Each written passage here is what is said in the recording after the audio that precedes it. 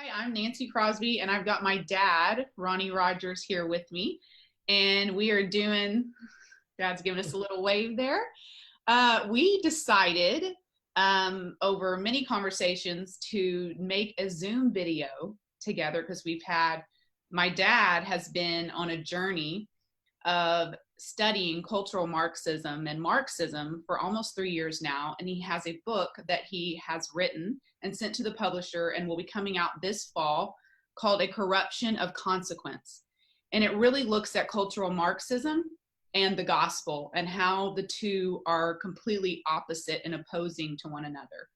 And so as Christians, through our conversations, we thought, what a great thing to make a video to help Christians understand Marxism, cultural Marxism, and kind of give a foundation for that. Obviously, we won't be able to go over everything. Then what the Bible says and that contrast. So that's what we're going to try to do today in this video. And like I said, my dad has written a book. He's also done a 10-part sermon series, specifically number 7 through 10 address Marxism and cultural Marxism. And when my mom and dad were saying, over the past few, 2-3 years, been talking about cultural Marxism. And my sister and I are kind of like, okay, we get it. Like Marxism, like you're like learning about it. And I'm sure it's important, but it's not, how important can it really be? And it didn't really click with us until recently. And then I started to get interested in learning more about it. And then more I learned, the more I saw it in so many places, in so many areas in our life. And so it started to become more and more important to me.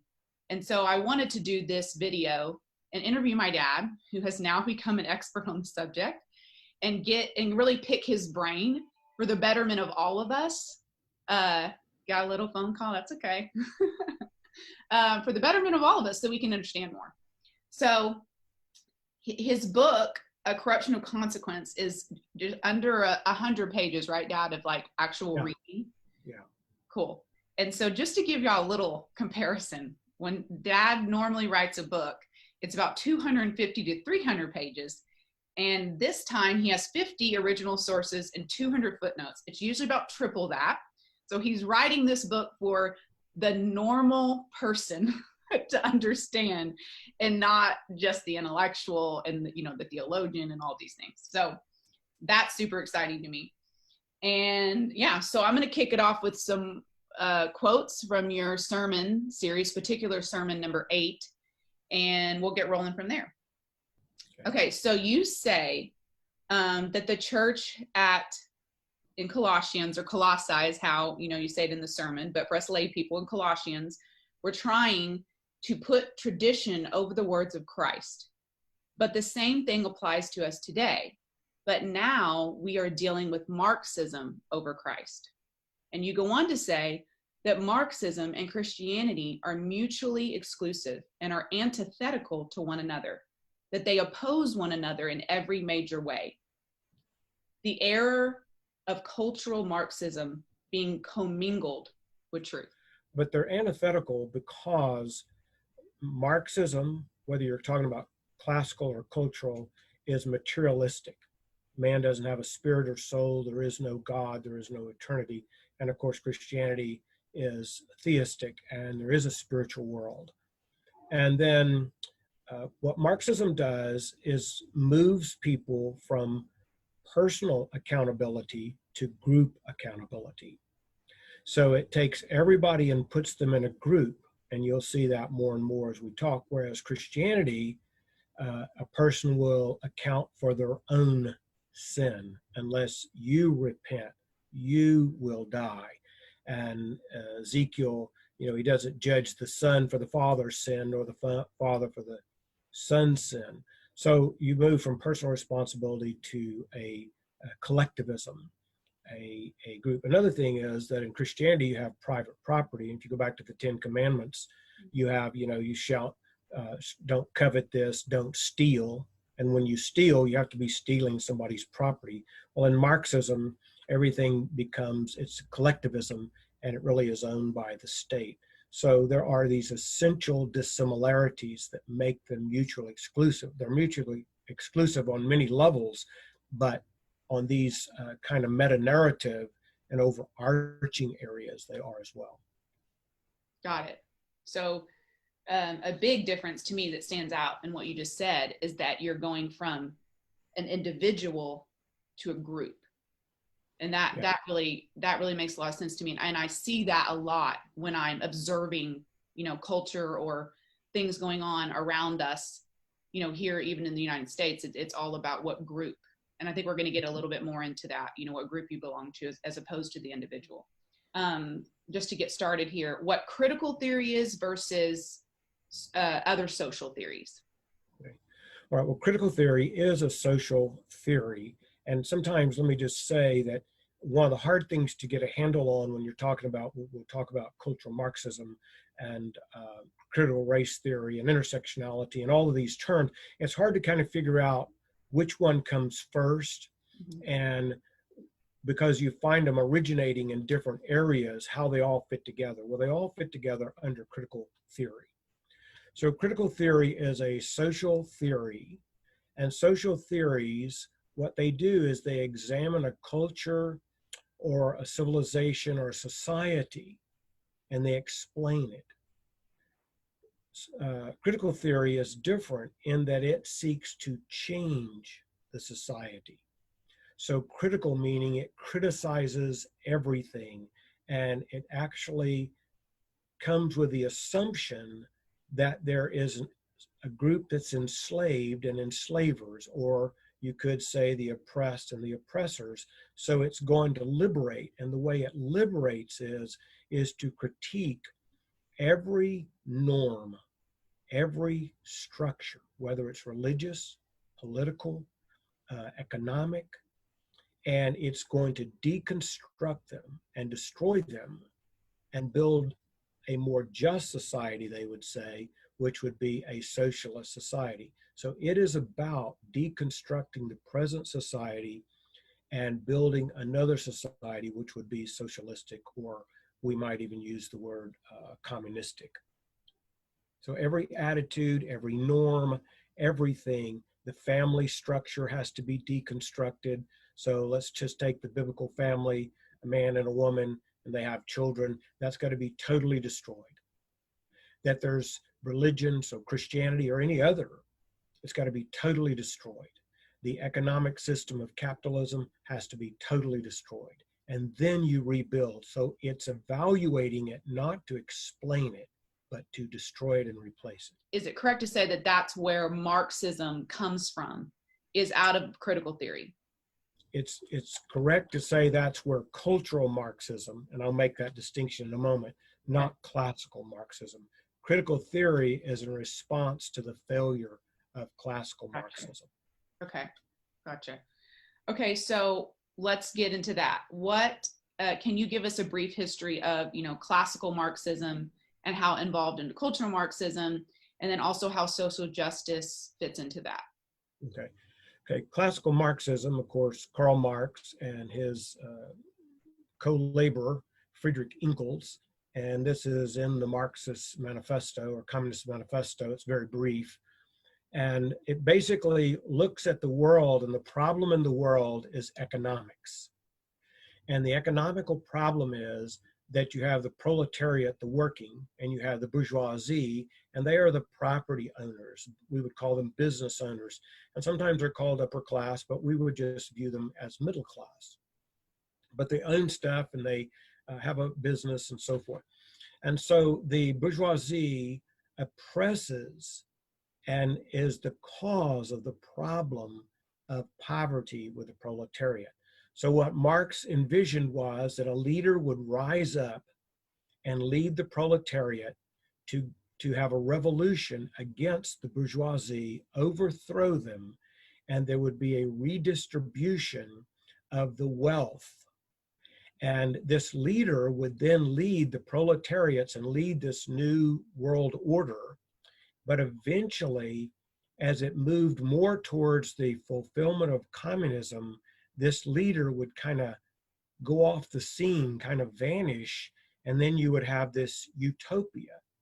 Of course, the leader, it's never really explained how or why he goes off the scene. And in all the communist places we know of, He never does go off the scene, and they never reach this utopic state where everything's in balance. And if this person has ability, he uses it.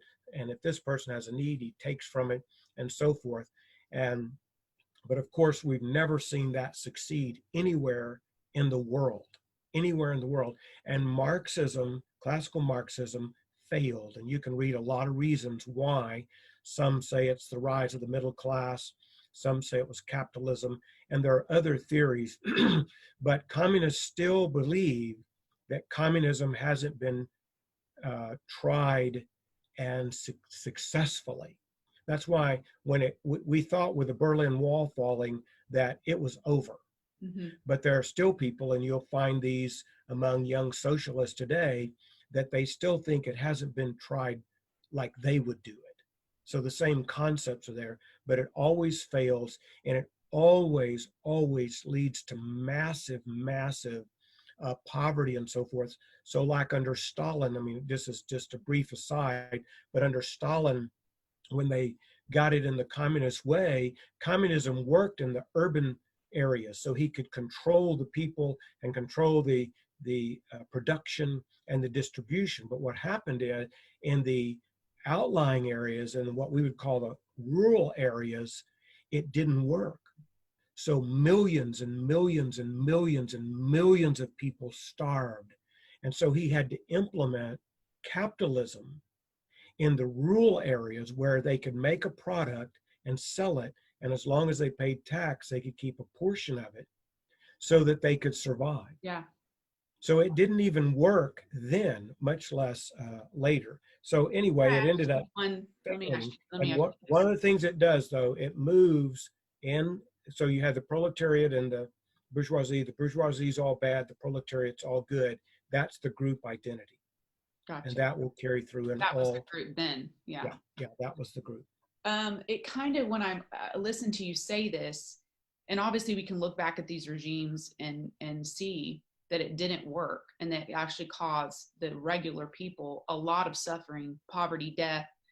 And then to say the answer continuously, even today, even though the evidence is overwhelming, that it wasn't tried right, or it wasn't tried this way.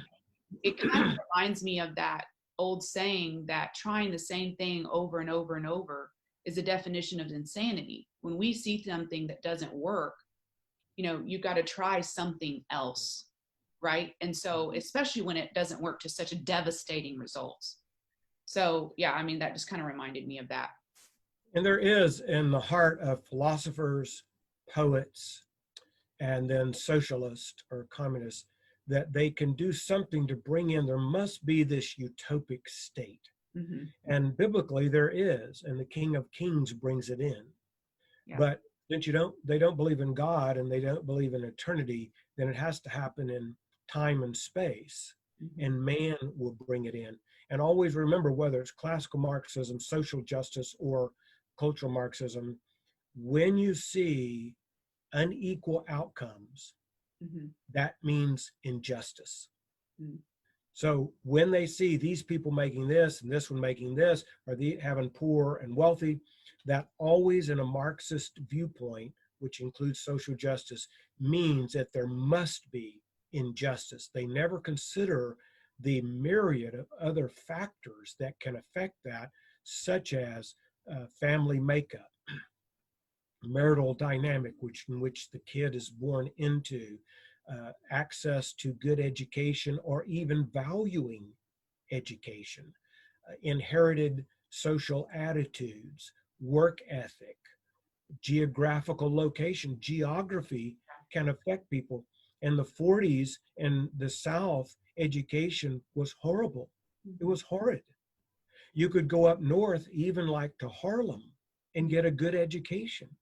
So see, you were geographically located here. You didn't have that opportunity, but that wasn't because of a social injustice. As a matter of fact, many of the white people in the South didn't value education like they did up in the North, because we were more of an agrarian society. But in Marxism and social justice, you never consider those things. You don't consider that the crime rate in your neighborhood is why businesses don't want to come in. You say it is social injustice. Gotcha. Wow. That's a lot to think about. But I think that also sheds a lot of light on just the mindset behind why we hear things thrown out there or why we hear things called certain things. And I know, at least for me, and I know we're going to get into more of this when I've been going along these past, especially these past several years, and just going like this when I hear things said because it doesn't make sense to me. And that's because I didn't understand the worldview. I didn't get it. I didn't even know that that existed, that world. You know what I'm saying? Like that Yeah, lens, the that's cultural right. Marxist lens. And so I think that's really, ours is that's what we're going to really talk about here. And maybe we can get into is cultural Marxist lens and a biblical lens. So you just talked about social justice. What is, what's the contrast with biblical justice? Uh, well, do you want me to do that, or do you want me to explain cultural Marxism first? Because cultural Yeah, Marxism and that's great. social justice, that's the connection. Yeah, sure. That's great. Okay, so classical Marxism failed. So there is the Institute of Social Research in Frankfurt, Germany. Now it's known as the Frankfurt School. And that's where the intellectuals came together and they tried to evaluate what went wrong with classical Marxism and how do you fix that. Mm. And so what they did was, again, the critical theory came out of that and so forth. And what they supposed is that Marxism failed to bring about this just utopia, but there was another way. So the theories that came out of this led to cultural Marxism. And in 1933, Hitler came to power, and these intellectuals at the Frankfurt School had to flee Germany because they were Marxist, and Hitler hated Marxists. So they came to America, to New York, and they took teaching positions at Columbia University. Now, they stayed there teaching until the fall of the Third Reich, and then all of them except one, Herbert Marcuse, went back to Germany, and he stayed at Columbia University, and he's the one that coined the term cultural Marxism. And what he said was that economic thing of the proletariat versus the bourgeoisie is not the paradigm. It's not the thing that's the problem. The problem is that there are the oppressors, the majority, and the oppressed, or the marginalized groups. But it's minority versus majority. So what he would do is bring together a coalition of blacks, feminists, homosexuals, minor religions, whatever groups he needed to, and he would bring them together, and they would bring about the overthrow of the majority groups, and there would be a redistribution of power and wealth, and then we would all be equal, all the outcomes would be equal, and that would fix what classical Marxism failed in. So notice, again, it's group versus personal. So this is what confuses people. We're called racist. And you say, but I'm not a racist. It doesn't matter. Under cultural Marxism, if you're white, you are a racist. And you will always be a racist because you're white. And if you're white, you are an oppressor. It doesn't matter if you've never oppressed. You are a part of the majority group. So the majority group is the oppressor, the minority group is the oppressed, and they are innocent, and the majority is guilty just because you're in the group. No personal responsibility, it's group identity. So what you get in cultural Marxism is, again, it's unequal outcomes equals injustice. So just think about all that's going on, it's always due to social injustice, not lack of personal responsibility or anything else. It's always that. So for example, it's primarily blacks are minority, whites are majority. White, you are guilty of racism, even though you've never had, or you've confessed being a racist and you are no longer in your heart one, you still are, and you will die a racist, and you need to repent and feel guilty. And the black does not need to repent because the minority doesn't hold back the utopia, only the majority. So then you get all of these different groups in cultural Marxism, which really don't make sense. of them being associated, but just think about, so some of these majority, minority, white, majority, black, minority, heterosexual, majority, and homosexual, minority. Cisgender, meaning you identify with your born biological sex, and non-cisgenders, all the transgender, they're the minority. So you have several majority groups, and then these minority groups all coming together, and then even like uh, Islam will be in there because Christianity is the majority and Islam is a minority. So this doesn't make sense. These groups identifying with one another because they're disparate. They're so essentially different. They don't have anything in common except they're a minority. So take, for example, you have homosexuals and Islam coming together, but Islam kills homosexuals. But because they're totally opposite groups, they can't coexist only against the majorities. And so we have liberal media, and they're always siding, if you'll notice, they'll side with Islam and this minority religion, and they're very disliking and derogatory towards Christianity, which is the majority, which really doesn't make sense unless you look at it from a Marxist standpoint, because for them to like Islam and hold their liberal views, if Islam took over and we became an Islamic state, they would either never get to speak their liberal views again, or they would be executed for them. So it's all of these disparate groups coming together because they make up minority against majority. And that's what Marxism does, group identity, and there has to be a clash.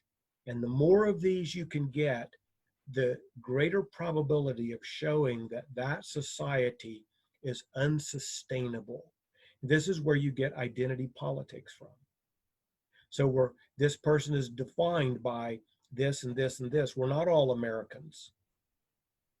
We're this and this and this and this. And all of these groups battle the majorities.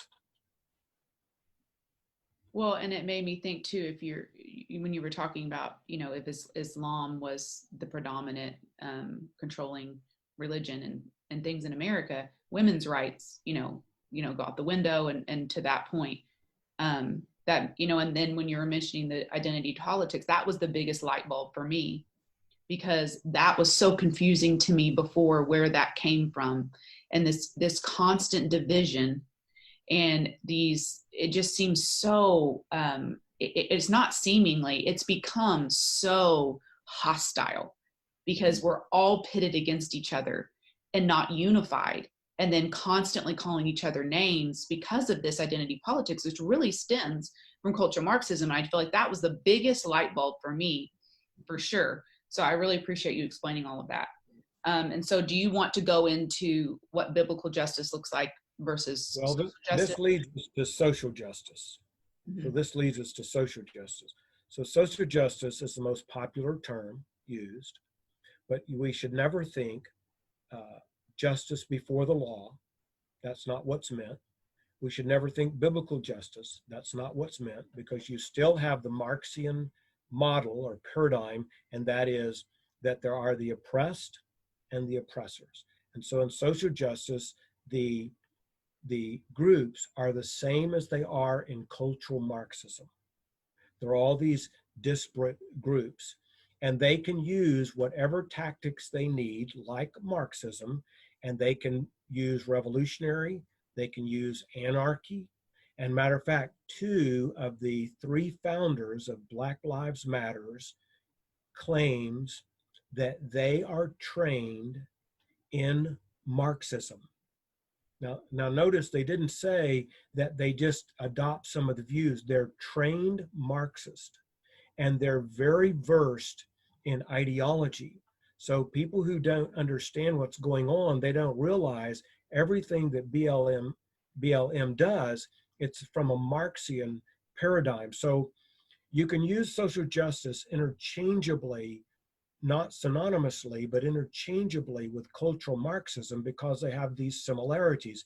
They both divide people into groups. There's no more personal responsibility and identity. They both oppose capitalism. They want to see the overthrow of capitalism. They both will use anarchical tactics to get what they want. If they can do it otherwise, they will. But if not, just like we have right now with the burning of buildings and massive destruction of life, that doesn't even make sense unless you understand they will use that. And the way they're using it is they're trying to show that America is a failed experiment.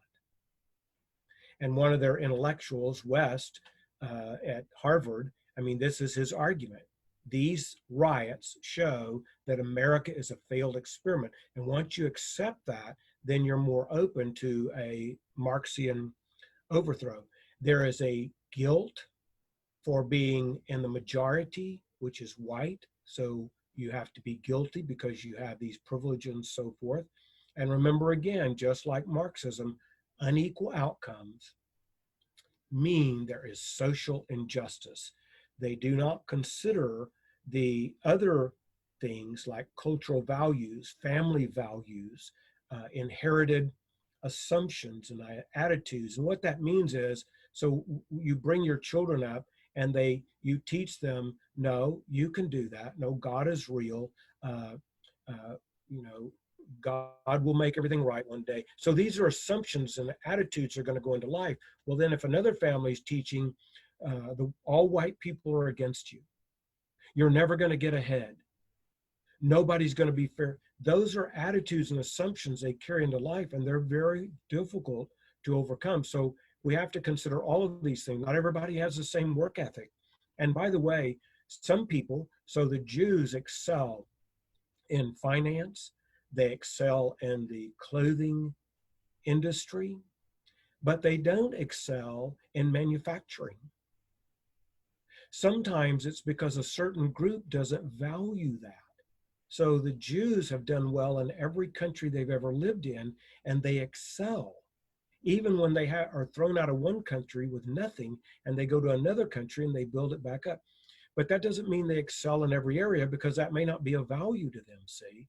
But when you're looking at it from a social justice or Marxist, you would say they don't excel in that because of an injustice. But that's not the case, and it's not the case with most things. So unequal outcomes does not mean injustice. There may be some, but it doesn't necessitate it.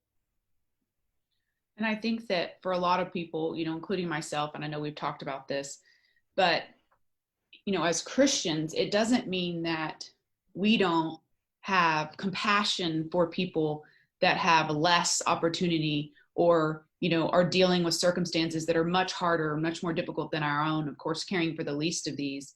And I also think that, what you're saying here is not that all protesters are Marxists, and all of the people that are, participating in these protests and also in the, defacing of government buildings and the rioting and the things that are going on are not all Marxists, but they're participating in a Marxist agenda.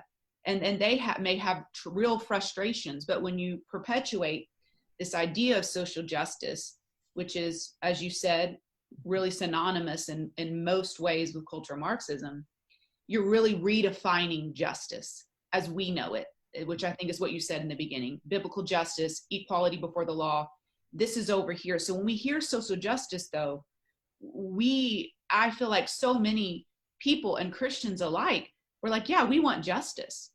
We want that. We're for that. But we don't actually understand what they mean by social justice because they're using the word justice. And I feel like that's true also for the name Black Lives Matter, because we're Imago Dei. Yes, Black Lives Matter. Of course they matter. They're sacred. And so I get emotional when I hear that phrase because I care and I 100% believe that they matter. But what we're not understanding is that the founders, 2 of them are trained Marxists. What is the group really about? What do they say on their website that they're really about? And is it really just about Black lives mattering in the sense of Imago Dei and the circumstances many of them are living under, or is it something else? And I think that I just wanted to bring that up because I think if people are watching this, they're going to be thinking these things. Well, not all protesters are cultural Marxists. not all, we have to kind of go through this social justice thing. I'm for that, but you have to also digest. It's not the same thing, about justice. And then we also can't just jump on a bandwagon, especially as Christians, because we emotionally get attached to a saying and not evaluate the group that is putting forth this agenda and doing all of these things. What is that really saying? What does that really mean? Yeah, the social justice, because everybody should be for justice in society. Mm-hmm.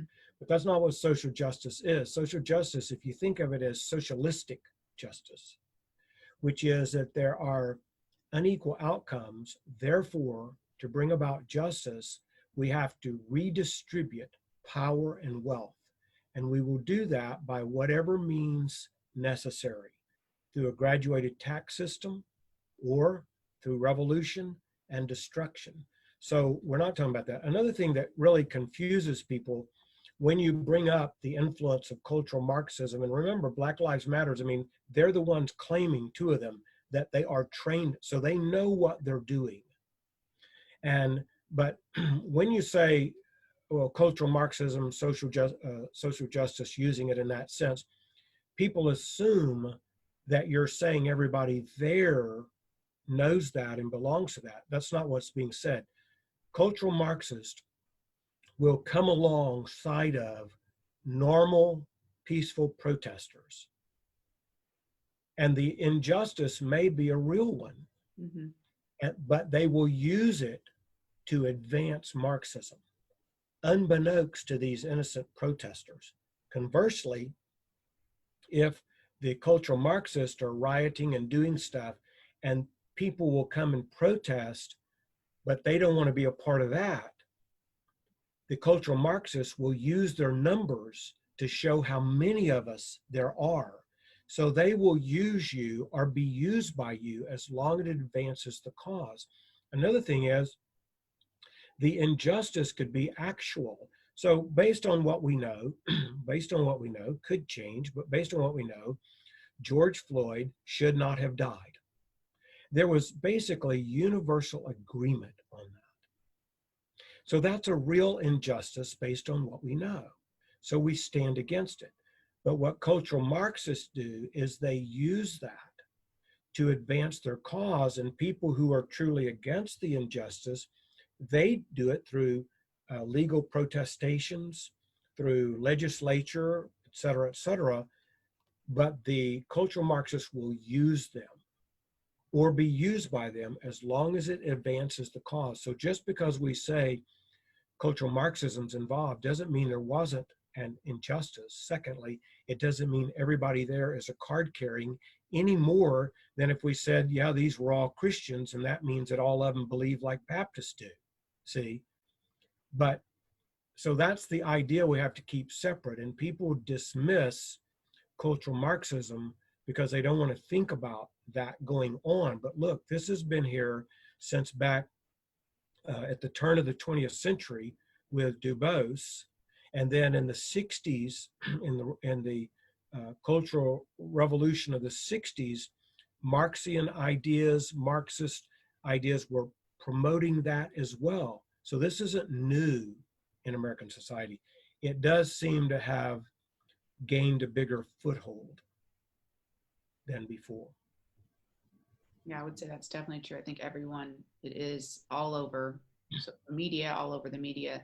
It's everywhere you look. It's completely overwhelming. And I think that that's a major reason why we felt like it was so important to do this interview, but also, really God's providence that you started, studying this so intently for several years now. And it's not by coincidence that you were preparing this book and had preached these sermons before all this came to a head. That is God at work right there. And that, it gives me chills because without getting emotional, I'm so thankful that you're my dad. I'm so thankful that you've always followed God for him to direct your study and brought forth truth from the word of God for anyone who was in your church or listening or on your blog. and for us in our home my entire life, so that I have a foundation. You talked about assumptions earlier that are biblical, and they're all based in what Christ believes about me and says about me as a human being and about the world. And so my lens is very firmly biblical. And when I have a question, I can come to you. And so I feel honored to be able to even, I didn't plan on saying this or anything, but I just feel honored to be able to have you as my dad on an interview to ask these questions, and that you have done all these hours of study and put in all this work so that you can explain this to us. It is just truly God's, providence that you had done all of this before now, and that you were able to speak to it. Well, thank you, hon. I appreciate it. I'm glad you're my daughter and doing this. And it is a very important subject and has become more and more and more important. Yes, for sure. Okay, so we're hearing, let's move into the next section with that emotional outpouring. So we're hearing a lot of labels and terms that are used these days that, I wasn't really familiar with. And when I first heard some of them, they were a little bit shocking. And so can you help us kind of understand some of these? And I think you probably have the list I sent, but, critical race theory, what's that, and then biblically defined race, maybe we'll just start there. Okay. All right. So I'll define critical race theory, and then I'll tell you what the Bible says about race. And then you'll see the problems are going on and why Christians can't accept critical race theory. So critical race theory says that race is a social construct, meaning it's not biologically grounded. It's no biology related. And critical race theory, according to critical race theory, was developed by white people in order to keep Black people down. So that's the reason that it exists. And remember, critical race theory is a part of what we've already talked about, critical theory, from which comes cultural Marxism and social justice and so forth. So you have critical race theory, that it's a social construct, not biologically grounded. It was established by white people to keep Black people down. And then you have what I would call popularized or weaponized racism. And that is, they may be using critical race theory. They may not know what they're even talking about. But if you say anything they don't like, the way they can shut you down is call you a racist, because nobody wants to be called a racist in our culture. And there are reasons for that, and some good reasons and some bad reasons. But even if you ask a question, if you ask, do you think there are other things that could be systemic that are not related to social injustices that can cause a Black person not to develop or be a success? They may call you a racist. So that's what I mean, weaponized, popularized. Doesn't matter, they're just going to call it, and nobody wants to be called that. So we don't even ask really good questions or try to have good dialogue. And then there is true racism. True racism is the belief that your group, whether it's Black, Caucasian, Indian, whatever it may be, is inherently superior to others. Or you can turn that around and say that all other races are inherently inferior. And the word inherent means that you cannot fix the problem. You can't educate it out of them. It's not their culture. It's not values. It's not geography. It's not anything. It's not family dynamic. There's an inherent deficiency. So this would be what Hitler in Mein Kampf wrote 700 pages about, is this very thing. This is true racism, that this race is here and here. So and this is just an aside, but in Mein Kampf, he breaks it into three groups, basically. One is you have the Aryans, and they're the builders. So they build and make everything great. And then you have the Asians, And the Asians are in the second tier. They can't bring everything to its perfection, utopia, but they can sustain what's there. And then you have the Jews, and the Jews are destroyers. So that's the three groups, and those are inherent deficiencies. So that's true racism, and every Christian should be against true racism. It's cultural, it's critical race theory is why, and cultural Marxism, that white people keep getting called racist when we're not racist.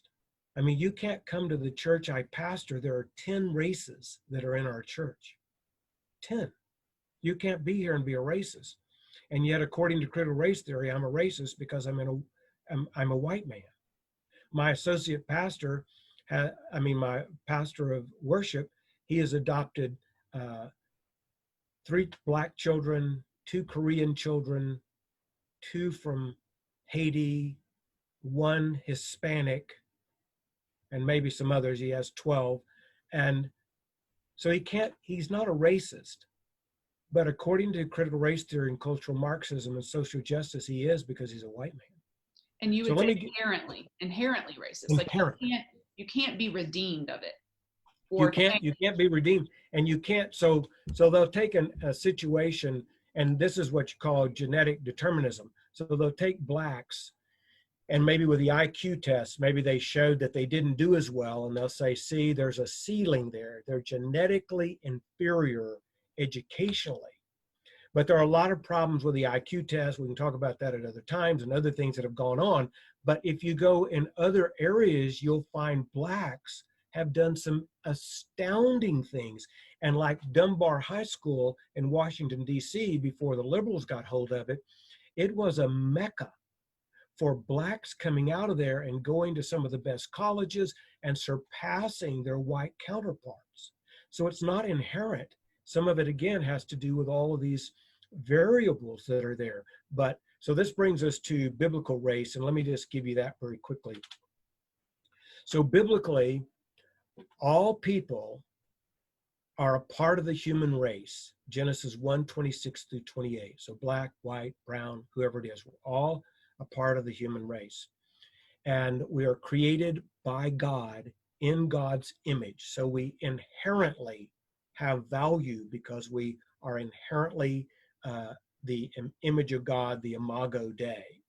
Then in Genesis, that's Genesis 1, and Genesis 11, because of different things that went on, God gave different languages and dispersed people, and they went throughout the world. And so they took different geographical locations. They became somewhat isolated, and so they developed cultural norms, cultural values, and some biological commonalities to that group and languages.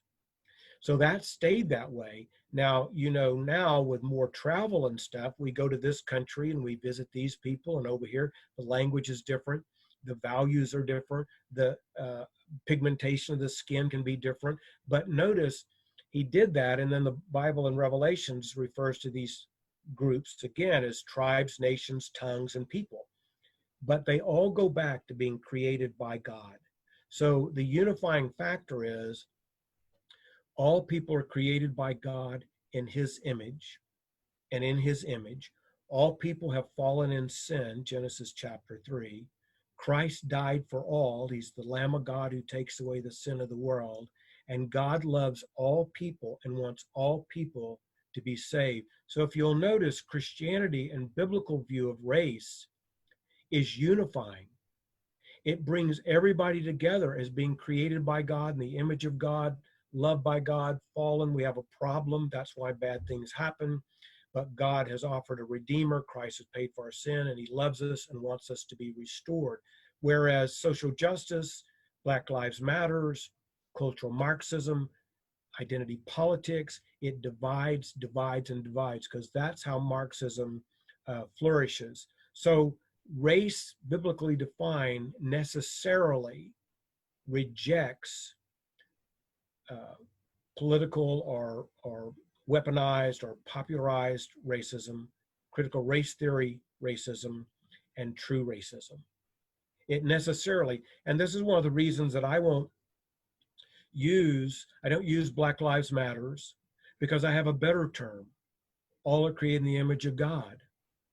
And that leads me to all of these unifying things and the love of God and the gospel of Jesus Christ. Black Lives Matters doesn't do that. And the tactics, and just on their own website, I mean, you can go read these things. Therefore, destroying heteronormality, meaning the heterosexuality, therefore destroying the nuclear family. They're trained Marxists. So I don't know why Christians are so uh, dead set on identifying and using those terms when we have a far better one. Because what's going to happen next is, are Hispanic lives going to matter? Are Chinese lives going to matter? Are Japanese? All these people have been oppressed, by the way.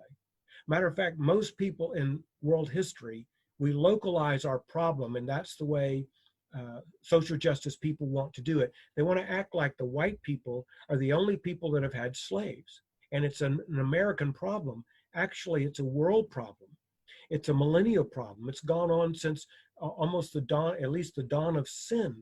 And one group enslaved this group and enslaved this group. Blacks held slaves, not only in Africa, but even in America. In New Orleans, 1/3 of the blacks there had slaves.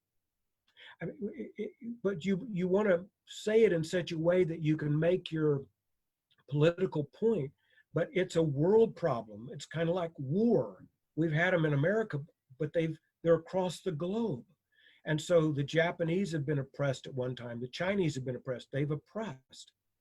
Uh, uh, Caucasians have been oppressed. Uh, uh, Thomas Sowell talks about 1 million Caucasians being taken by the Barbary pirates in 15, 16, 1700s, 1 million of them taken to Africa in slavery. 1 million. That's more than all of the blacks that were ever brought to America enslaved. So it's a world problem. It's not just black and white.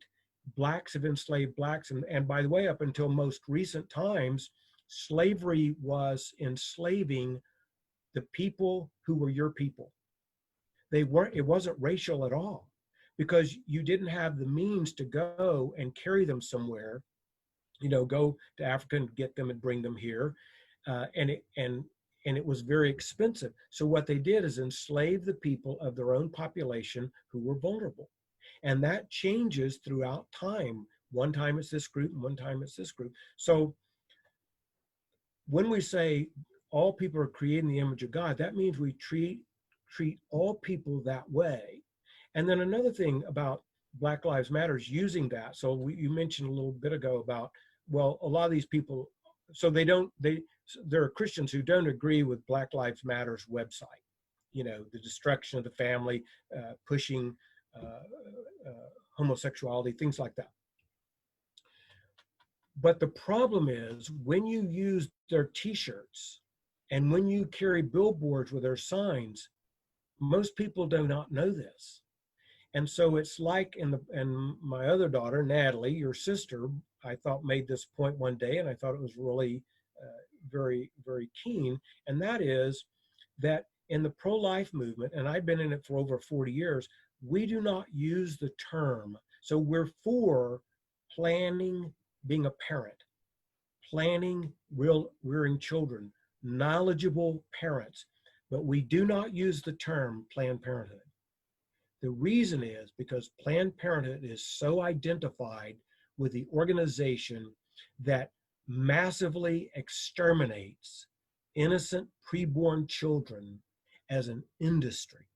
We don't want to give them publicity in any way, nor do we want anybody thinking we're one of them or in agreement. So we don't use it. I say the same thing would need to apply with Black Lives Matters as well. And then about being a racist, anybody can be a racist biblically. But the color of your skin is not what tells us. It's your heart. You believe that somehow you are inherently superior to this group or that group or that group. That is a sin, and it's the sin of preference in the Bible. It's the sin of preferring this group over that group. And so it's just like murder, adultery, anything else. The sin happens in the heart first. So you can be an adulterer in your heart and not commit the physical act. But if you commit the physical act, that heart sin is compounded. Well, in the same way, you could be a racist in your heart, believing that blacks or whites are inferior inherently. But when you act it out, it then is compounded. But you can also confess that as sin and be forgiven. And from that point on, you are not a racist. But according to critical race theory, you need to repent, you need to feel guilty, but you cannot be forgiven because you are white. Well, and I think that that was such a good explanation, and you know, really working through all of that I think is really helpful, and I feel like I understand it even better just hearing you. And I think that, you know, when you were saying the thing about we're all in one human race, and that's the biblical perspective, it made me think about cultural Marxism puts you into groups. Well, we are in a group. We're in one group, the human race. Right. The Bible puts us into one group together as a unifying group. And we were talking about those lenses, the biblical lens, the cultural Marxist lens, which are antithetical to each other. They're opposing. They cannot coexist. It's one or the other, because one undermines the other. And when you're looking at the world through a cultural Marxist lens, it removes individuality. It removes the ability for redemption. And it kind of, I think I wrote a note here, and then replaces it with social justice. Because I keep looking at all of these things and I think, well, this is because of sin. This is because people need Christ. This is because I was thinking about this last night.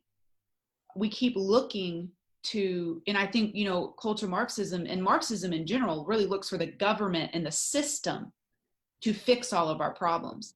But the Bible is pretty emphatic and clear that it is the people, it is Christians, it is the hands and feet of Jesus and being that in our own communities that transforms one person at a time, that transform communities one community at a time, when we as people that maybe have more knowledge, have more wisdom, have more time, have more skills, have more whatever our privileges might be or our means, can then go, and I felt convicted about this because I've given money and I've tried to get involved in a more hands-on way, but we see problems in our community and it hurts my heart, especially when it has to do with children. And I feel like instead of us looking to the system constantly in the government to fix our problems or viewing things through a cultural Marxist lens, it's what am I going to do? What is my responsibility as an individual, as a Christian, to be a change in my own community for the people that I live around that have less than I do? And that, I feel like for me, is one of the things that's coming out of this the most, is to counterbalance this with this biblical worldview and this biblical action. Because the people with the other worldview, they're taking action. And we need to do the same thing. And so that kind of made me think of, you know, all of that. Yeah. Well, in Christ, Ephesians chapter 2, verse 10 and following, all the barriers are broken down. So when we become Christians, if we understand the Bible right, then all barriers are broken down, and we see all people are part of the human race. God loves all. All of us are in problem, sin we can't fix. Christ died for all of us, and by faith we can all be saved. I mean, that's Ephesians chapter 2, verse 10 and following. And so we can then bring God's impartial justice. That's what we should be about. Social justice, remember, cultural Marxism, group identity, and there's the oppressed and the oppressor. And social justice is to bring about the redistribution of wealth and power from this group to this group, regardless of individual merit or culpability. See, in other words, you're blamed because you're white, not because you've been racist, and you're innocent in the minority and deserving, even though you may not have done anything to deserve it. You haven't done a thing just because you're a part of that group. Biblical justice is the individual, and it's God's impartial justice. That's what we should try to bring about. Is it doesn't matter your wealth, the color of your skin, what country you came from, what language you speak. There is an impartial justice before God, and we should always try to bring that to bear on everything. I would say that's where, so many things stem from the Bible. Justice is blind, impartial justice, and, created in the image of God, where all men were created equal and endowed with these inalienable rights, all comes from biblical ideas. And I think, ultimately, there's all of that at the end of the day is what's under attack. And I think it will always be under attack because, it talks about that in scripture as well. But we have to arm ourselves with what's going on and understand the world. Well, that's right. And we need to be reminded, and I don't know why, again, I have some ideas why some Christians want to use Black Lives Matter so much, but I try to remind them of history.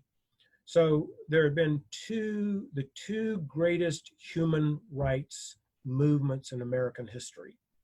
And one of them was the end of slavery. And so if you go back and look at Lincoln's Gettysburg Address, he said 7 years ago. Well, from the date that he gave if you take that timeline, that doesn't lead you to the Constitution. It leads you to the Declaration of Independence, which he referred to as our birth certificate. And in the Declaration of Independence, it's where that all men are created equal and endowed by their creator with some certain unalienable rights. That's what he went back to. And that's a biblical phrase, as we just talked about in Genesis 1. Then the second great movement was the civil rights movement led by Martin Luther King, and in his famous, which is one of the top 100 famous speeches in the world, I Have a Dream, he went back to the Declaration of Independence. That same thing, that all people are created equal and endowed by their creator with certain unalienable rights. And then he would quote Genesis 1. So I don't know why Christians have gotten away from the thing that's brought us through two great crises. And we need to be speaking that same truth.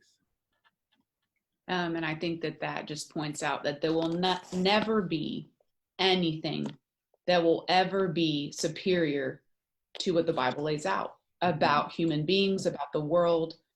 It just shows that there will never be anything more superior to that. And to try to make any man-made constructs devoid of God and his intention for creation and how he views us is always going to fall short. But before we wrap up, I do want you to touch on intersectionality. Okay. All right. Intersectionality is this idea, basically. So a person experiences different discriminations, and these discriminations can intersect. So let's just take a woman. They use her as a minority, though statistically women are not minority, but they do it all the time. So a woman could be discriminated against, but if she's a Black woman, she could be discriminated against on two levels, being a woman and Black. But if she were a lesbian, she could be discriminated against on three levels. And so these different levels intersect, and that defines her. Rather than Christ defining her, being created in the image of God defining, intersectionality gives you a definition by how many intersections there are of discrimination. Now, so that's wrong biblically. See, there's something that we find our identity in Christ and in God, not in how many times we've been discriminated. But the other part of that that's playing out very heavily now is the more times when you've been discriminated against, you have a level of authority and believability that the one who hasn't been discriminated against doesn't. But if you have three, say, intersecting, then when you say something, it's more authoritative and more believable than the one who has two or one or none. So if you took a white woman and a black lesbian, then she would have two levels of discrimination. The white woman would only have one, so the white woman would be less believable and authoritative on this subject. It's kind of like you can't talk about death till you die. Well, then nobody can talk about it. So it's the idea you have to have experienced all this before you can have any wisdom. And the worst of all is the white man.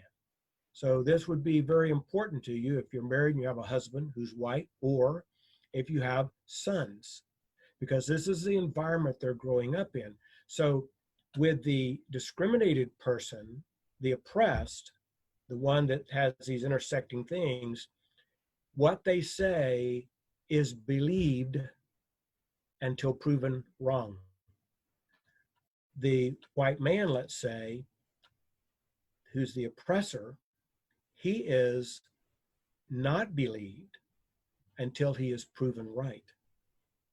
So we've seen that in the Me Too movement, and there are people that have genuinely been hurt in that, and I've spoken on that in my church, and I've dealt with this for 40 years with different women and stuff, but there was a lot of corruption in that. And the way it happened was, we're going to accuse this person, and this person is guilty because they've been accused. That's the end of the discussion, and we will ruin their life, we'll ruin their reputation, we'll ruin their business, their family, and it's trial by internet. But the idea is that the accuser is to be believed until proven wrong, and the person being accused is to be assumed wrong until proven innocent, which turns our court system on its head. So that's the way intersectionality works. You get more authority by more times you've been discriminated against at different levels, and then you become the expert and more believable. And the white male particularly, doesn't matter what he says, he doesn't know anything. He can't even have the knowledge. They won't even allow that. So that's intersectionality. Well, yeah, like you said, we've seen this play out right in front of our eyes. And I would say that as you were talking about the accused versus the accuser, I feel like when the accused is a white male in particular, they're 100% guilty until they can prove that they're not.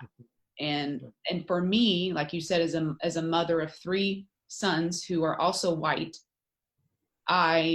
it troubles me greatly. And, I made a live video when a lot of this was going on at its height. And I think we can all remember when that was. And I think a lot of people don't necessarily get that. They're like, well, people, that brings us, especially to white privilege, which I'll have you touch on as well. Because I didn't have that in my notes, but I want to make sure we get that. But that because, I'm white, I'm already getting all these other privileges. I don't need to worry about my sons. They dominate everything anyways. You really need to just be thinking about all these people that are oppressed and listening to them because they've lived this, you haven't, as you've said. And of course I have a little bit more of a voice because I'm a woman, but my husband, you, my sons, as they're growing up in this world and things progress, I'm massively concerned about these humans I'm raising to be men that love people, that love God, that treat others with respect, that believe that all are created equal, and that they would, treat women with respect and do all these things, might be accused of something. And because of the color of their skin and because of their gender, they won't be believed. Right. That is a very scary world to live in. It's very scary. And so, with that, maybe talk, the intersectionality.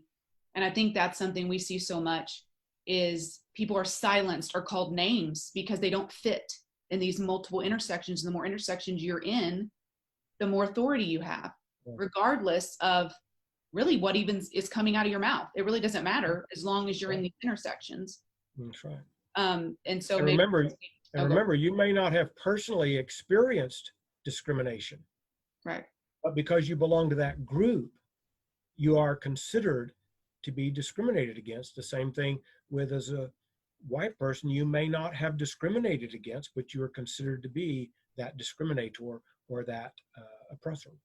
Exactly. And I'm sure you've heard, we've all been following many, many more people of color since all this has come out. And many of them said, I have not been discriminated against. And on the same token, I have by people of other races than white. I've also been discriminated against from people that look like me. Right. So, you know what I'm saying? So it really is taking reality out of it and just saying, okay, well, you fit in this group, so this is what's been done to you. Yeah, that's right. And part of the being what we call woke now, and that's basically now as it's used in a popular sense, it is seeing everything through the lens of social justice, meaning if a black person didn't get a job, then it must be because the person that didn't hire him, the white person, is a racist. You see, that's being woke. Everything's through that. But it could have been because he wasn't qualified. Mm-hmm. There's some black people I don't want to be around because I don't like their personality. I don't like their values. But of course, there are white people like that too, you see. Yeah. But everything's assumed to be racist and injustice. So that's what woke, and woke will do this. If it's a white on black crime, just like that, or a minority versus majority. So a majority does it to minority, just like these young white boys and this Indian, this older Indian, that the media had crucified this young guy. But in reality, he wasn't the one in the wrong. And now he's won a suit of $250,000 or 250 million, I think. So we look at, if you look at things, if you see a black kill a white or a white kill a black. Now in wokeness, you would only notice the white killing the black, because sometimes the very day that it comes out on the media that a white person killed a black, and it goes all over the place, there was a black that killed a white that never made the headlines. I've watched this happen time and time and time again. And so resultantly, what you have is you're only focusing in on that one thing. If you see a white kill a black or a black kill a white or a white kill an Indian, you can't tell whether that's racist. Mm-hmm. If you think you can, then that really is cultural Marxism, Mm-hmm. because there are other explanations. Some people are just mean. He Mm-hmm. could have been robbing him. Some people just have a chip on their shoulder. There's just all kinds of reasons. Sometimes it's just because you're in the wrong place and this person went off for some other reason. So we need to be able to stay calm and get our facts before we do that. So woke causes an enormous problem in all of this. Yeah, and that's not to say that racism doesn't exist, because I think No, it certainly does. It always has, it always will, because sin exists. right. But it's to not live in a world where you view everything through this lens that uses social justice and cultural Marxism and totally ignores any other reason for what's occurring. Right. That's right. And if you go and somebody treats you bad, and the lens you look at through this is you have blonde hair and you're very sensitive to that. And so they must be treating you that way because you have blonde hair. Then you're going to see that everywhere. Mm-hmm. Now, there may be some cases where that happened, Sure. but we shouldn't assume those things, see, without greater knowledge. And this, before I talk about that privilege, let me just mention about systemic racism. So systemic, systemic, systemic. You first, when you hear that phrase, so I reject systemic racism. I don't think there is systemic racism. And again, if you lived in the time of slavery, no one had the conversation, is there a group, a race that's being oppressed or discriminated against? They didn't have that conversation. Everybody knew it. The question was it right or wrong? Then when you come out of slavery, slavery's ended, but then you have these white man made many agreements, not necessarily laws, just agreements, but they would hold the black people down. Then you went into the Jim Crow laws where they couldn't do certain things in southern cities. I mean, there were laws. So then you had the civil rights movement. Well, before the civil rights movement, nobody was having a discussion whether blacks were held at a lower level than whites. The discussion wasn't there because it was obvious there were laws. Since the civil rights movement, that's all been taken away. So now you have to argue systemic racism, which is a cultural Marxist idea, by the way, and similar to raising your consciousness, which was used in the 60s, which was a cultural Marxist idea. But so they use systemic racism, and why do they do that? Well, first you have to ask them, what do they mean? If they mean that it is so pervasive, which is why cultural Marxism used it, that you must destroy all the structures, everything has to be destroyed, it can't be fixed, and we have to build a new utopia, which is socialism or communism. So I reject it. And what you need to ask is, so what do you mean by systemic? And where is your empirical evidence? I want empirical evidence that it is pervasive, that blacks are held back, they cannot advance in any area because there is systemic racism. Remember, Jim Crow, slavery, and these agreements, that was true. They were up against a brick wall. Now I'm asking, where's the empirical data? I mean, and you know what happens? When Condoleezza Rice, when Clarence Thomas, when Ben Carson. these black intellectuals, Carson, when they go to the top, they surpass their white counterparts. In the black community, by these social justice people, they're called coon, acting white. They're called Uncle Toms. In other words, it's not a value they're attacked for. We're not attacking them. We like it. We like to see that excel. And I've been around a lot of conservative white people, and I really don't know any that are racist and don't rejoice when we're serving with blacks or have a black friend, or we vote right here in Norman. We voted for J.C. Watts, who's a black congressman, every time he ran. Why? Because we like his ideas. We don't care what color his skin is. So to be systemic would mean you have to destroy everything. So I don't accept it unless you can show me the empirical data. And I don't think that can be shown. And if they mean, well, so if they explain it, well, this happened over here, that, well, anecdotally, of course, there will always be racism. There'll always be discrimination, whether you're overweight, whether you're short, whether you're tall, whether you're from South Arkansas or North Arkansas. Everybody's discriminating against other people based on different areas. You're not going to get rid of that. So you can't use anecdotal, and you can't use it if it doesn't stop you from developing as a human being and progressing. Again, I may not be able to, I may not be able to do this, but I can do this.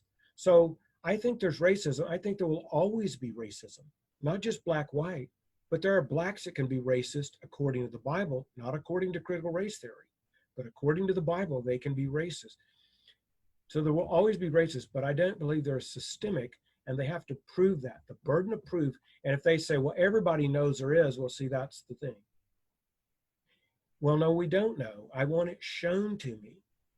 And there are many black people who say they have not faced systemic racism, but it's just the social justice group. So do you want me to speak about that white privilege? Is that what you want me to do? Yeah, I was just going to say that I think that the point here is that, which you made, very well, but for me, when I process it in my brain, is that systemic racism, and you can correct me if I'm wrong, should have self-evidence. Like it should have things that are very clear to point to, like laws on the books. And I think the response that I get, or the way that people, slavery, civil rights, all those things, Jim Crow, that people are like, it's obvious. And I think the responses I get are usually, well, this, stop and frisk, or these different things that are going on, or people are using their power to be racist. But people, individuals who are sinful, using the positions that they're in to be a racist is not systemic racism.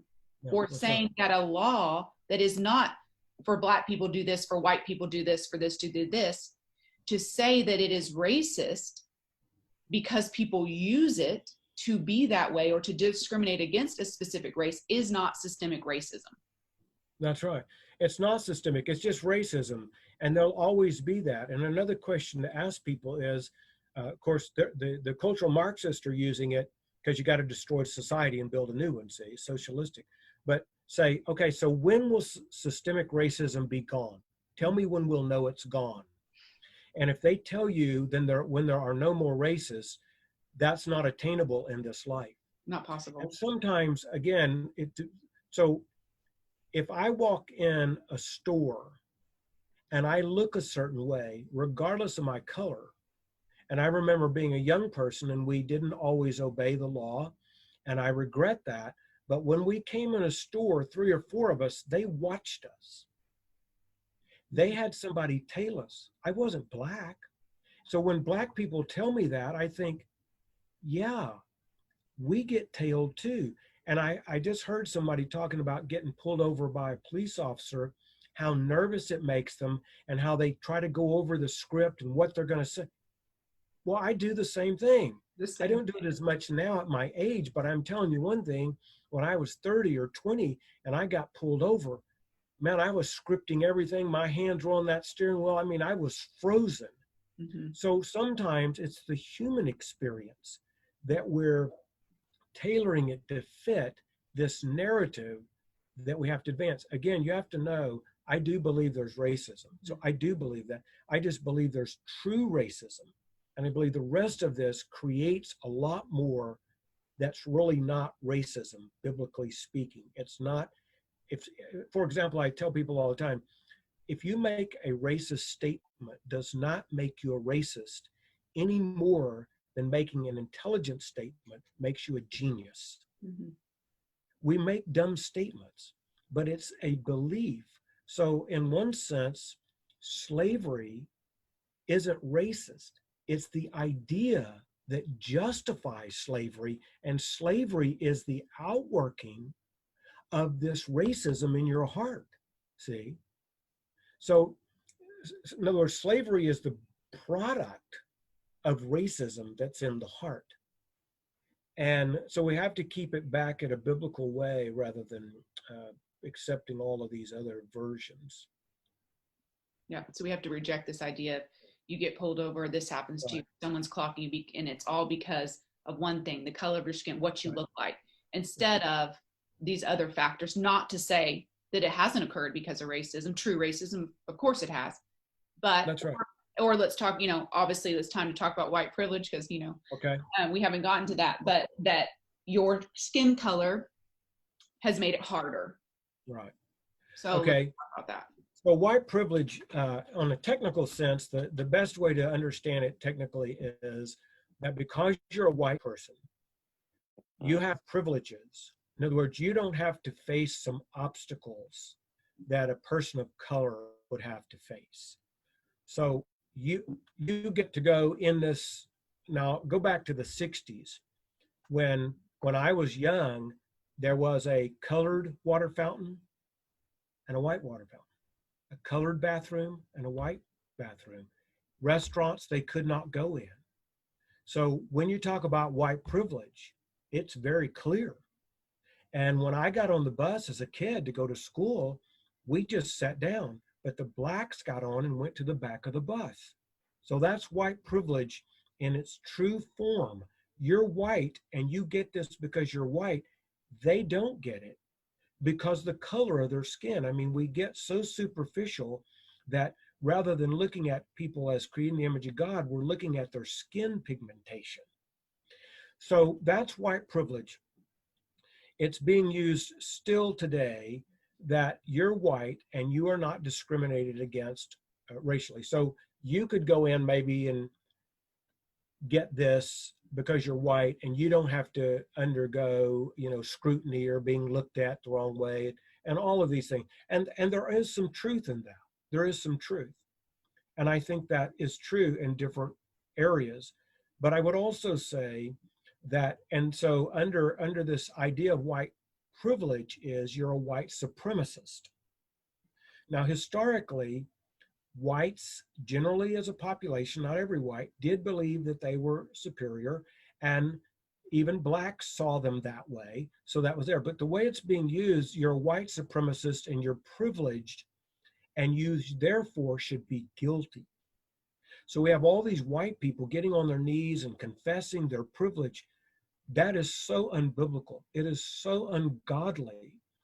Just logically, everybody has privilege.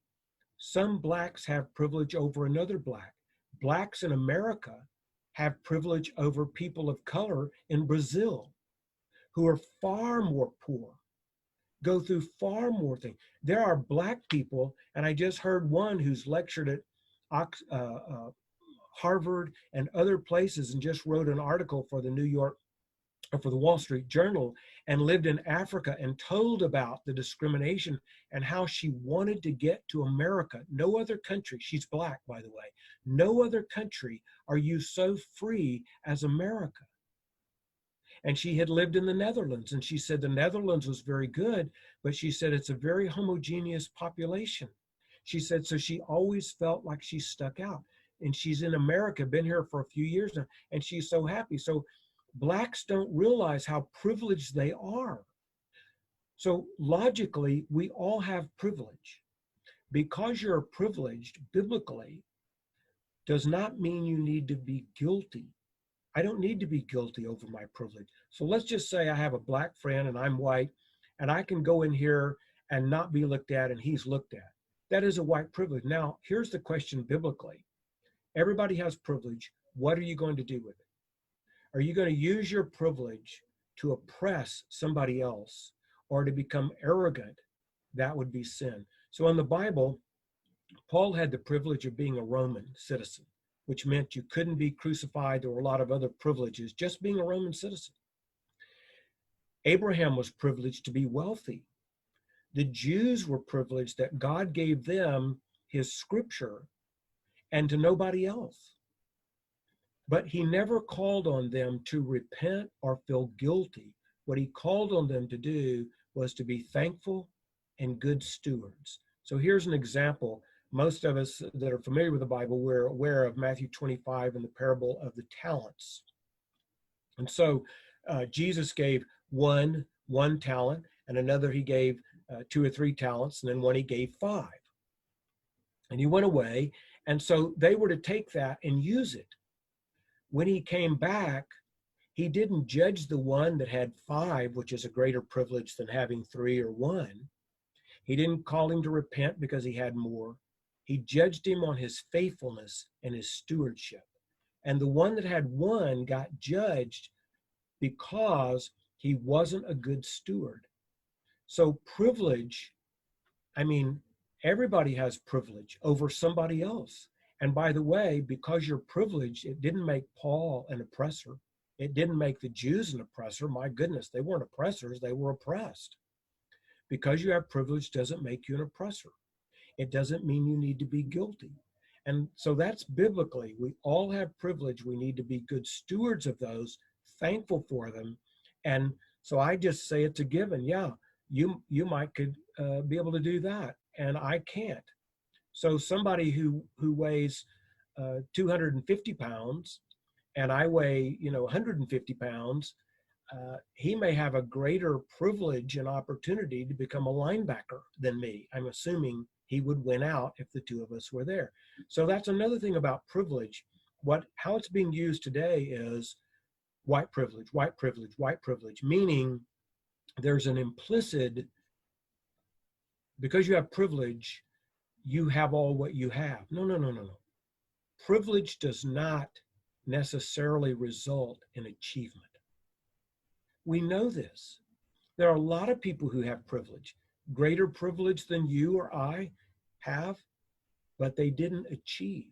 Just because you have privilege gives you the opportunity, but it doesn't guarantee achievement. You have to do something for that. So implicit in that is you have what you have because you're white. No, no, no. If you have a house, you worked for it. Now, again, you may not have to face that obstacle they had to face, but you didn't just get it because you were white. And another thing is that we can guarantee to some degree opportunity. And that's what we should try to do. Equal before the law, and then opportunity. You get the job based on your merits. What we cannot guarantee is the probability of success. So I have the opportunity to go enroll in OU, University of Oklahoma, and when I become a student, I can go and apply to try out for the football team. I have that opportunity in America. I can go do that. I don't have a very high probability of success. So just because you have the opportunity or the privilege doesn't mean achievement. our success. That is a totally different set of factors that play into that. Some of it is desire. So if you ask somebody, would you like to be a millionaire? Well, most of us will say yes. We desire that. Here's the second question. Are you willing to sacrifice and do the work and pay the price to achieve that? Most will say no. We just want it. So you have to take desire and put that with what you're willing to do. So we all have privilege, but because I have privilege does not make me an oppressor. And I don't have the privilege of other people, but that doesn't mean I'm oppressed. So I have friends and relatives who are far more wealthy than me, and they have been all of my life that I've known them. But that didn't hurt me. That didn't stop me from doing something, and it didn't make them oppressive over me, and I never felt oppressed. Those are Marxian terms. And biblically, I don't have to be oppressed in any situation, nor do I have to be the oppressor, but I do need to take my privilege, use it to honor God, and use it in a way that's respectful to other beings who are created in the image of God. Yeah, I totally agree. That was really, really good. And I think also about, when you're living in a country, there's majority privilege, right? The majority of whoever's living in that country or the place that you're living in, you're going to have majority privilege. And I think that it's not to say that, we all have privileges that we have to be accountable for. And we didn't grow up with wealth privilege, but people would say, well, you had white privilege, or you had pretty privilege, or you had education privilege because mom stayed home with us and homeschooled us, and you chose to educate yourself. That gave me privileges. A biblical home, a family that stayed together, no abuse in the home. Like, there's all these different things that I had as a human being that were privileges. I'm a pretty smart person. And so what is my responsibility with those privileges? But my responsibility and my privileges do not affect or negate someone else of maybe lesser privilege or more privilege. So for instance, a kid that grows up in the inner city, I wish I could help every single one, right? I wish I could bring them all into my family, because that the family dynamic, like you talked about earlier, the education that they can get, the things that they're exposed to, someone teaching them how to make things with their hands. They've talked about trade schools going into these places. But they have a set of privileges, no matter how small. And my responsibility to be a good steward of my privileges does not negate their responsibility to be a good steward of their privileges, albeit harder. Their hole they've got to dig out of, or their starting place, is harder than mine. But it doesn't negate their responsibility, because we've seen people do it in America over and over and over again, from circumstances that seem insurmountable. And when you talk about, the lady you were talking about, that immigrated from Africa, African immigrants that have very dark skin do far better than American Black. So we have to ask ourselves the question. We got to go way beyond white privilege and systemic racism, and allowing ourselves to stay in that area and think, okay, how are we failing these vulnerable communities? How are we failing them? Because we can't blame it all on this, because it doesn't make logical sense. Yeah, that's right. And see, Nigerians that have come to America, they excel. Yes. They make a tremendous amount of money. They get great educations, and they're Black. And again, this is an argument. And they love America. Yeah. And this is an argument against genetic determinism that has been used by the liberals, by the way, in the early part of the 20th century with the eugenics movement. And so it's not the color of our skin, it's a lot of these other factors. So a Black person, as I said, I may have some privilege because I'm white, or let's say this white person, and this Black person has some racism that they have to deal with. Mm-hmm. So that's a given. But remember, that's not the only obstacle in life. Mm-hmm. I know some people, so you could have a Black person and a white person, and a Black person says, yeah, but but because I'm black, some people are going to discriminate. Okay, but this person has a serious physical handicap. They grew up in a home that was far more dysfunctional and sinful than the black person. Mm-hmm. They grew up in the Appalachian Mountains, which is very hard to overcome coming out of mountainous areas where you've been isolated Mm-hmm. for a long time. It's very hard to overcome where maybe his family that he came out of did not value education. Mm-hmm. But the black persons did value it and wanted their child to get it. See, everybody has obstacles. The upper hand in that That's scenario, right. right? Or if you're, there's ugly privilege or pretty privilege. There's There is. talent There's privilege. weight. There's We see weight the privilege. talent privilege in all of That's our right. professional athletes or even, movie stars. You're talking about getting paid hundreds of millions of dollars because of your talent. That's right. And regardless of skin color. So there's all kinds of different privileges. So you have to ask yourself, well, who has the upper hand at that point? And just because someone treats you badly because of the color of your skin does not make every other person that looks like them think the same thing, nor does it account to systemic racism this day and age in America. That's exactly right. And again, we're not negating that there's an obstacle that a black person has to overcome that I don't have to overcome. Right. But they don't know me. And the obstacles that I overcame by the grace of God may be more than what they had to overcome. That happens all the time. And so there are all these obstacles that different people have to overcome. Just because you're white doesn't mean that you achieve. Right. It doesn't mean that. Right. You can grow up in a privilege. How many kids have grown up in a privileged home and they've squandered it? Right. How many, did you know a lot of times people that have an incredibly high IQ, they don't make it through college. They can't put up with the stuff. So there's just all kinds of other factors that have to be considered in this. And I don't have the obstacles that some people have. So the obstacles that I overcame, you and Natalie did not have to overcome. I was about to tell you, maybe say a few of those. And your children are not going to have to overcome some obstacles that you had to. Mm-hmm. But that's the way life is. There is no place in history or on planet Earth where there are equal outcomes. There are too many variables involved in what produces that. And people have obstacles, but when you think about, so the slaves, they came out of slavery basically illiterate, with no real help. Still a lot of white man's agreements that would keep them down. And yet by 1900, 50% of them were literate. This is a phenomenal accomplishment. From 1940 to about 1960, I think it was, in the black population, they decreased unemployment from 87% to 47%. That's still with whites not helping them. That's Jim Crow laws, all kind.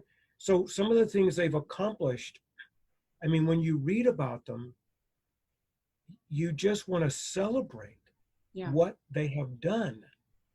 And so they have overcome far more things than there are now. I mean, under true systemic racism. I mean, but under very oppressive things.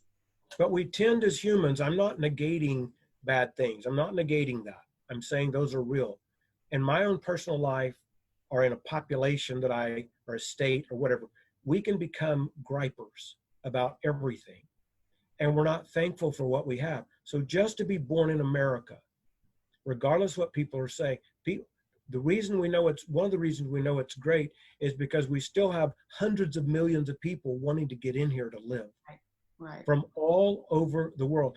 A couple of experiences. Look, when we were in Oxford in 2010, Nancy may not remember, but we went to a Shakespearean play, and then Gina and I went home, but Nancy and Natalie stayed to talk to a bunch of the young people from different countries. They were all from all different countries in Oxford in the summer. And so as we were talking to them later that night or the next day, they said, yeah, a whole lot of them said that they wanted to come to America because if you wanted to invest or try to get ahead, their taxes were so high you had no money left over. You'd have to get to America. And then another thing is, Gene and I, when we're over there in the summers in Oxford, we did it last summer, we see all these young people, and so we ask them, they're from all over the world, all these different countries, and we say, why do you come to Oxford in the summer? And they say, because we want to learn and become fluent in English. And then our second question is, why do you want to do that? Because we want to either come to England, and if it's possible, if we can, we want to come live in America. These are people from all over the world. This is why they spend their summers in Oxford learning English, so they can come here and thrive. And many do that. So this is, to be born in America with all of our problems, we are blessed beyond measure. And we've talked just recently to a missionary from Brazil, and we were talking about poverty in America. And she said, that's not poverty. She said, because they're government food programs. They get government checks for spending. They get hospital if they need it. She said, where I live, there's nothing. Nobody's helping them. Nobody's giving anything. And then if you compare poverty today in real dollars with what it was just 30 years ago, they're far better off. Did you know that the impoverished people in America, in the living space they have in their home, is more than the average European has in their home? Not the poor in Europe, the average European. Right. And they have an average of 2 TVs. Right. And a car. It's not to say that people aren't living in poverty or having hard circumstances. It's to say perspective is everything. That's right. Yeah, I'm not saying they're not poor, and I'm not saying it's not hard, but there is a place. You know what it's like to grow up poor. You lived it. That's right. I've lived in that. So there are a lot of things to be thankful for. And I think that, you know, the thing that she used, the missionary you're speaking of, she said, poverty in America is not poverty in the rest of the world. Right. It's not even comparable. And so we have to live. And I think what you were also talking about earlier is the biblical lens is a lens of gratitude. It's a lens of viewing things like Christ views things, and it's to be thankful for the very smallest thing that we have. And the other worldly lens is to think of all the things we don't have and that others have more than us. And that lens is so conflicting and leads us down a path that is not a good one. It's not a future of hope or of unification or of building each other up and growing together and getting better and fixing mistakes and doing all those things, because that spirit of gratitude changes your whole perspective no matter what circumstance you're in, because there's always something to be thankful for.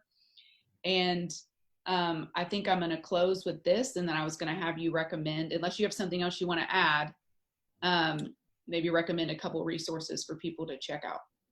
Yeah. Well, I would just say on that I know our propensity, and I'm a human as well, is to look at the problems and to look at what we don't have. So just like you said, but because we take a sinful look, or what could be called a parochial, we look at things so narrowly. So we look at my day in comparison to how it could possibly be in some utopia. But it's like, again, talking about racism. There are a lot of people in America that think racism is an American problem. It's not. It's a universal problem. Slavery was a universal problem for thousands and thousands of years, all of human history, up until just recently. So the rise of Christianity and the Western world. That's right. So they're demonized with colonialism and everything. If you're reading these Black intellectuals like we are, it was the rise of Christianity in the Western world that systematically, talk about systems, went about eradicating slavery because they believed as Christians that it was wrong. That's right. The Christians, at one time, Christians were allowing slavery, and then they would allow people to be enslaved, but not Christians. But it was ultimately, in the whole world, the West, Great Britain, then United States and stuff, even though we both had slaves, that fought against it and eradicated. And the story of that is really impressive. And one of the ways that it happened was because Britain became such a world power. 1/4 of the globe was under their jurisdiction, and they began eradicating it. And they had such a powerful military and naval fleet that they could do that. Without that, they couldn't have done it. And so it was being dealt with here, and it's always messy. So we look at it and we say, well, this person had slaves, so now they're tearing down some of these statues. But some of the people who had slaves were against slavery. They wanted to end it, but it's not as easy to end as it seems like on paper once you're dealing with real human lives. We're in Sometimes, hindsight. there are a million examples, but I just give you one. So if you inherited what you have, some of that was slaves, and or even if you bought it and you owed money to the bank, part of your collateral was your slaves. So you may want to get rid of them 5 years later, but you can't, because you owe, that's collateral for your loan. So it's a messy process. Imagine us getting rid of Social Security and the welfare system. On paper, I can get rid of it in 2 minutes. Yeah. But if you were to totally eliminate it tomorrow, and I'm for getting rid of the welfare system, by the way, as it's run now, but if you were to eliminate it tomorrow, you would throw human lives into massive death. Yeah. So it's not easy when you're dealing with human beings to fix these problems. It takes time. That we didn't live up to all of our Declaration of Independence, as Martin Luther King said, but it was always there. Christians haven't always lived up to the Bible, but it's always there. But Marxism, they're not living up to full Marxism, but if they do, we'll all suffer for it. Mm-hmm. Well, you know what? Without even knowing it, that's exactly how I wanted to close it out, is to say that to Christians watching this, and to those of you who don't maybe necessarily identify as Christians, is to say that America's foundation, we haven't always lived up to it. But her Declaration of Independence is, biblically based, of all people created in the image of God and being endowed with these inalienable rights, as we were talking about earlier. And we haven't always lived up to it. And being a great nation that people flock to and the land of opportunity does not mean you do not have mistakes. And has been Christians time and time again that have fought for true biblical justice and have fought for the lives of other, no matter how big, no matter how small, have laid down their own lives time and time again to fight for the freedom of other individuals. And so that's the note I want to, really end on, is comparing what's going on in the world with the biblical truth, not applying that lens to the Bible, but what does the Bible say? What does this worldview say? And are they conflicting? And also, America has mistakes, but Christianity is the basis, and we have to live up to that foundation and not throw out, essentially the baby with the bathwater, because, mistakes have been made along the way.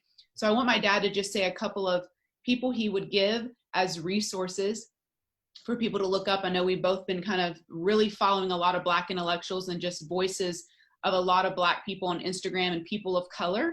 And I think that's something that has really been beneficial to me, to that this is all brought about, even though it's been so crazy and somewhat unsettling, is to hear more of these voices that aren't necessarily what you're hearing on the mainstream. Yeah, well, many of you may be familiar, and if you're not, you need to be, and Nancy knows even more of these than I do, but like Candace Owens, who's leading Blexit, and but she's the popular voice for Blacks not being victims and achieving, and on and on and on. And I mean, God's, I think, really using her, and she has courage unbelievable. The intellectuals, which Candace and others are relying on, you have access to read. And so I would just, there's several, and I say Black intellectuals, and what I want to make clear is they're not Black intellectuals among Blacks.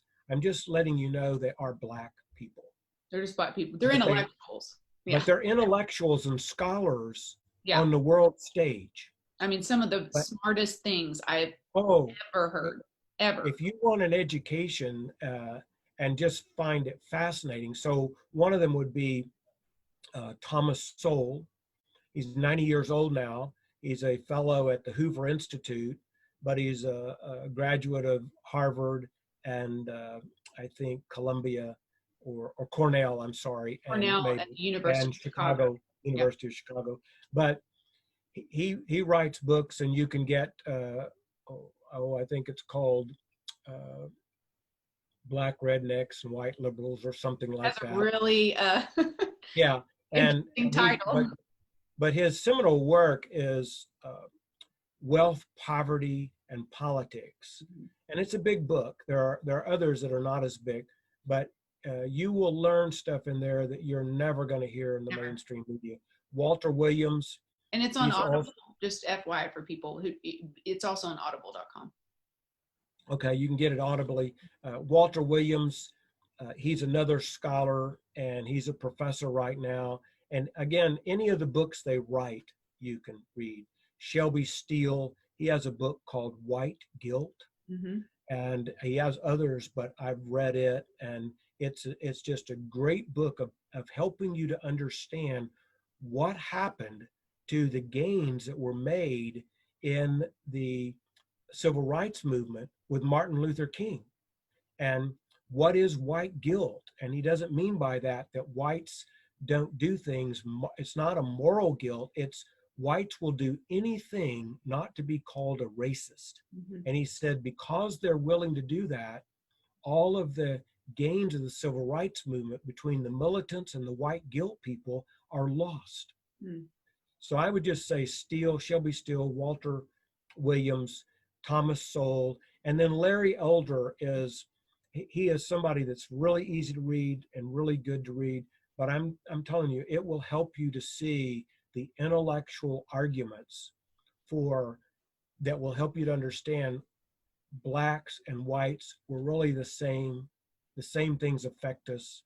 It's skin pigmentation that's different. Yep. So I would just encourage you to read them. You'll find it fascinating. Yeah, I totally agree. Uncle Tom is the movie that Larry Elder just made. Incredible, incredible feature film that also features people like Candace Owens, Brandon Tatum. He's the Officer Tatum. They co-founded Blexit together. People like Joel Patrick. Let's see who else is on there. There's so many Black voices on that video that you get to hear from that are being called Uncle Toms. Because like my dad said, you know, these people like Candace Owens and the people in this film, they're being called names because they disagree with the mainstream agenda on how to fix the problems in the Black community. So many on both sides agree with the problems. They just disagree with why they're occurring and the solutions. Right. And so it's interesting to listen to them and what they believe to be the solutions. And I just want to encourage you guys, because they're reading these Black intellectuals. That's what they're doing. That's what's they call woke them up, you know, to the truth is they listened and read all of these. And people like Candace Owens, guys, she gets a lot of hate. I mean, it is crazy. So what I would challenge you to do when you hear these things, and this is something we can do on the other side as well, when we hear people bash somebody that's on the opposite viewpoint of us, maybe let's go check out exactly what that person is saying for themselves or what we believe for ourselves. Let's go investigate it for ourselves, not just believe what other people say. Same to be said for people like Candace Owens and Brandon Tatum and Larry Elder and all these other people. Go see what they say out of their own mouth and go look at what they're reading, because that is going to be the most enlightening thing and the fastest way to truth. Yeah, that's exactly right. Okay, well, Dad, thank you so much for your time. Okay. Of course, we were, long-winded, may have to be a 4-part video session, but I really appreciate it. And it was a joy. And I know that I will look back on this time, later in life as truly cherished to be able to, have this honor to get to interview and have this very special exchange recorded. So I love you and I truly appreciate it. I love you too. I enjoyed it.